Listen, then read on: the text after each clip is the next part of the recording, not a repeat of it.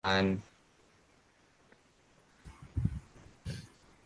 Yo, kamusta mga bro? Welcome sa podcast namin. Pero bago ang lahat, papakilala ko muna kami. Ako si Rizek, siya naman si Carl at si Brian. Nandito ulit tayo para pag-usapan ng journey natin sa differential equation. Alam kong matindi to, pero tara, chill lang tayo habang nire-recall natin yung mga sakit sa ulong topics. Nako, tama, oo. Parang bawat klase kasi may bagong puzzle na pinaghihirapan tayo, no? Pero sige, simulan natin sa direction fields, if tandaan nyo pa yan. Di ko lang alam kung ako lang, pero nung una parang isang malaking doodle lang siya sa board, mga arrows na kung saan-saan papunta. May pa-directions pa kung yung bawat solutions. Totoo, parang mga random na arrows lang talaga. Pero sabi daw ni Sir, mahalaga daw yung kasing totoong nakita kung paano gagalaw yung solutions based sa mga conditions. Sige, pero in fairness, nung nagets ko kung paano basahin, medyo may sense din naman.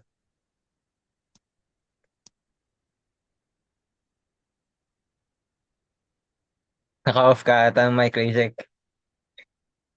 Pero okay lang yan. Yeah, tuloy lang, tuloy lang. Tsaka, sorry. Tsaka next doon ata yung separable execution eh. 'Di ba? Ito yung mga parang mas madali kasi parang sineseparate lang yung mga variables tapos may mga konting integration na lang. Solve na. Medyo satisfying kapag natapos mo. Parang ganun. Same, tama ka dyan. Sa lahat ng topics, feel ko ito yung pinaka-swak sa atin. Kasi separate lang ng terms, integrate, tapos solve mo na. Kaso, di pa dyan natatapos eh. Biglang pumasok kasi si linear differential equations. Feeling ko, simpleng step lang. Pero, parang ang daming formula all of a sudden bigla. Totoo. Na din naisip ko, akala ko linear lang, kaya straightforward. Pero kailangan mo mapala mga integrating factor. Tapos step by step na naman. Parang isang mahabang detour bago ka marating sa answer. Sabi mo pa. Tapos naalala niyo si Bernoulli equation. Parang biglang may exponent pa yung y. Akala mo simpleng equation lang, may twist pa pala. Pero sige lang, go pa rin kahit medyo nasusunog na utak natin. Nakaka-motivate nga eh. Kasi, kahit medyo nalito ako nung una sa mga substitution na yan, nung natutunan ko na parang okay din pala. Tapos, dyan papasok na yung exact and non-exact differential equations. Tama? Dulo ata yun eh. Oo, yun nga yun. Parang dalawang kategorya, exact at non-exact. Akala ko parang pareho lang, pero yung exact equations pala, may shortcut kasi magko-conserve lang yung terms. Kaya kahit Tama. mas paano, mas madali. Pero non-exact, aba, parang iba yung usapan na may mga conditions pa na kailangan i-check para maging exact siya, di ba? Pati tuloy ulo ko parang non-exact na rin.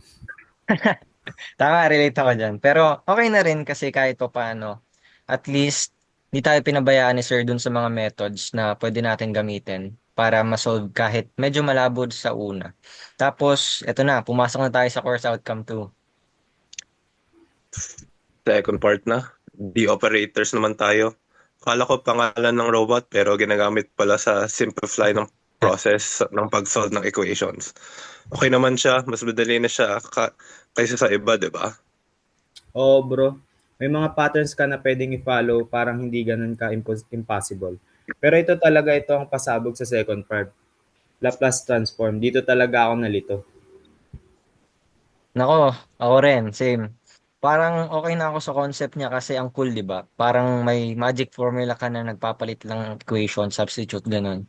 Pero nung kailangan ko nang i-memorize yung mga substitution, doon ako sumuko kasi sobrang dami, may inverse pa ganun. Parang may memory overload.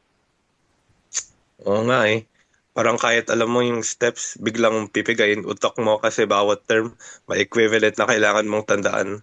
Tapos, if ever ka ng maling solutions, goodbye na ang sagot.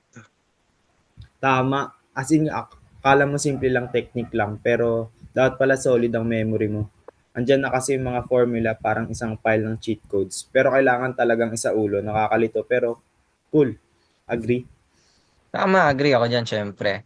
Lalo na nung nag-discuss na tayo ng mga initial value problem, sabi ko, okay, at least ito straightforward.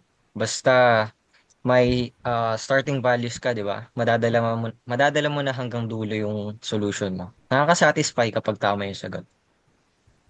Tama, tama. Kasi kahit mahirap, may sense of accomplishment din kapag natapos. Di natin maiwasan ng complications, pero at least kahit papaano, nagagamit na natin yung mga natutunan natin sa simula. Oh, sa una lang nakaka-overwhelm pero eventually kaya naman pala. So tips na lang mga bro, wag sumuko tapos tulong-tulong din sa mga classmate kung nalilito. Oo, tama. Laban lang. Ang dami nating natutunan, at least, di ba?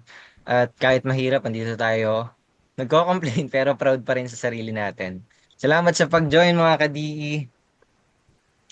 Tama, tama. Mga listeners, kapit lang tayo ha. Alright, that's it for today mga classmates. Kita-kits sa next exam. Saan prepared tayo ha? Bye, guys. Okay. Bye-bye.